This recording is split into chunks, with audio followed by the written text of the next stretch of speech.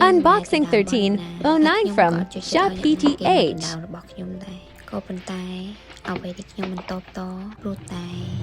អាចនិយាយបានថា